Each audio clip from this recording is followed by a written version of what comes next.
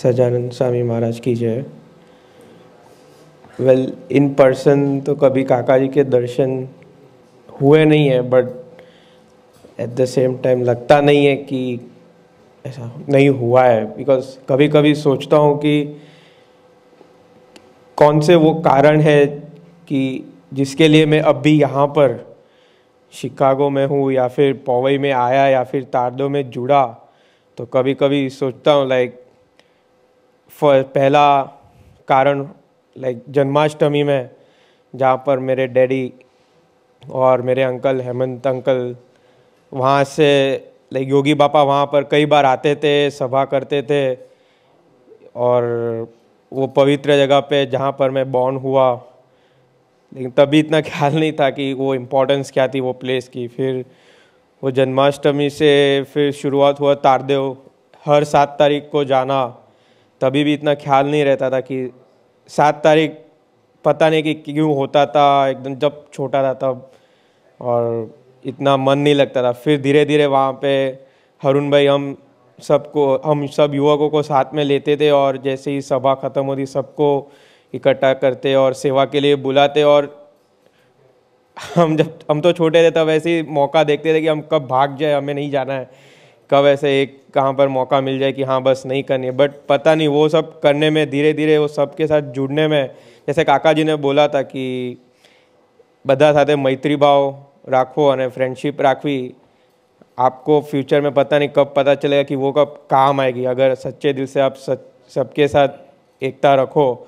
सो वही प्रिंसिपल पता है हरुण भाई हम में रखाना चाहते थे, और वशी भाई हम सबको आगे करते थे, सबको एक एक करके। जैसे तारदेव में फिर बड़े हुए, सबके साथ मैत्री भाव हुआ। वहाँ से तारदेव फिर पवई मंदिर हुआ, फिर पवई मंदिर में भी पवई मंदिर की सेवा में हरुण भाई सबको साथ में लाए, सेवा किया, सेवा का मौका दिया।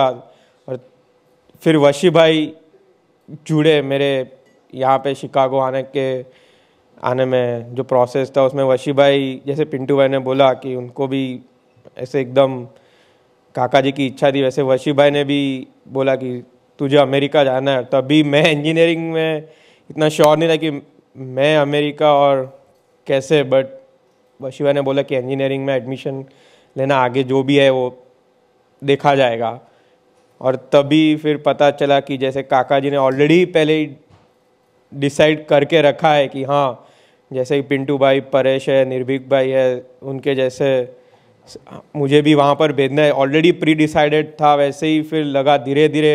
फिर वशी भाई ने वहाँ पर 2004 या 2005 में युवकों की सभा चालू की हर शनिवार को। लेकिन एट द सेम टाइम मेरा इंजीनियरिंग में एडमिशन था, वहाँ फिर क्लासेस और कोचिंग क्लासेस में टाइम बहुत चला जाता था, फिर जाता नहीं था। फिर वशी भाई ने एक बार फ़ोन किया सामने कि संकल्प तू सिर्फ एक बार आ, 7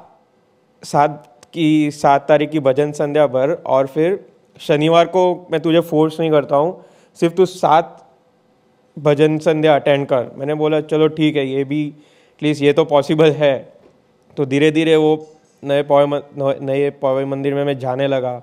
फिर वहाँ पे और रुचि आने लगी कि हाँ ये तो अच्छा है, सब युवक आ रहे हैं इतने दूर दूर से, तो मैं क्यों नहीं कर सकता। फिर फर्स्ट सैटरडे सभा मैंने भरी, तभी देखा कि मेरे जैसे और 15-20 लोग नए आ रहे थे, तो और इंटरेस्ट आने लगा।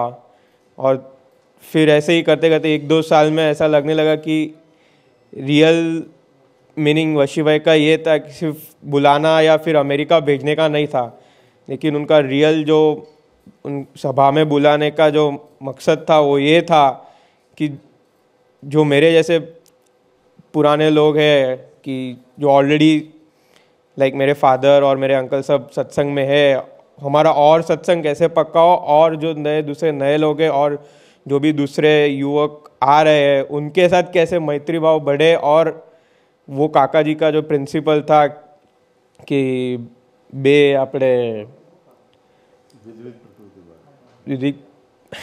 પ્રકૃતિવાળા આપણે શું કહેવાય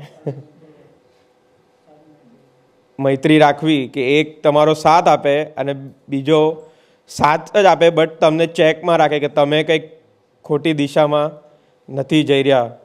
सो इन वही तरीके से धीरे धीरे शनिवार की सभा में जाने से ही ये सब बातें पता चली जो वशी भाई ज़्यादा स्ट्रेस देते थे कि ऐसे 2 लोग से तो मिनिमम मैत्री भाव तो रखना ही, सिर्फ 2 लोगों से सीमित मत रखना, 2 से ज़्यादा रखे तो और अच्छा है, लेकिन 2 तो रखना ही रखना, जो आपको हम कभी भी गलत दिशा में जाने नहीं देगा।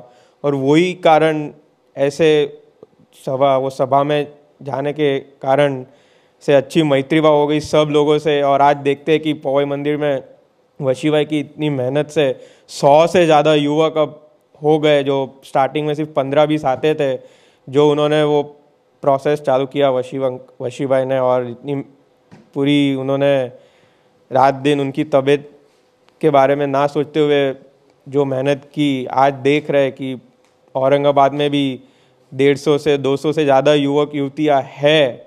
हमें मालूम नहीं था ऐसे 5-6 साल पहले कि ऐसा भी कुछ होगा, कि औरंगाबाद में इतने सारे लोग होंगे और इतना बड़ा सेंटर बनेगा, इतना मालूम नहीं था। और फिर धीरे धीरे सब समय हमें अटेंड करना, दिल्ली मेरे पिताजी को भी काका जी ने ऐसे बोला था कि आप डॉक्टर बनना, और आप जब डॉक्टर ऑल ओवर इंडिया आप एग्ज़ाम पास करोगे आपको दिल्ली जाना होगा। लेकिन डैडी को इतना ख्याल नहीं था। और फिर जब डैडी ने all over India medical exam में फर्स्ट आए, तभी वो दिल्ली थे और वो दिल्ली में ही उनको बुलाया गया था वो मेडिकल इंस्टीट्यूशन से। और तब भी याद है मुझे, डैडी ने बोला था कि गुरुजी ने जैसे ही वो बोला मेरे पिताजी ने रिज़ल्ट के बारे में कि वो फर्स्ट आए ऑल ओवर इंडिया, तब गुरुजी ने सबको मंदिर में आइसक्रीम की पार्टी दी थी वो टाइम पे। और तभी पता चला कि काका जी क्या बोलना चाहते हैं कि मैत्री भाव रखने से कि सब एक है, कोई भेदभाव ऐसा कुछ भी नहीं है, लेकिन सबको एक मानना और सबको अपना मानना, तो ही हम सत्संग में आगे बढ़ पाएंगे। सजान स्वामी महाराज की जय।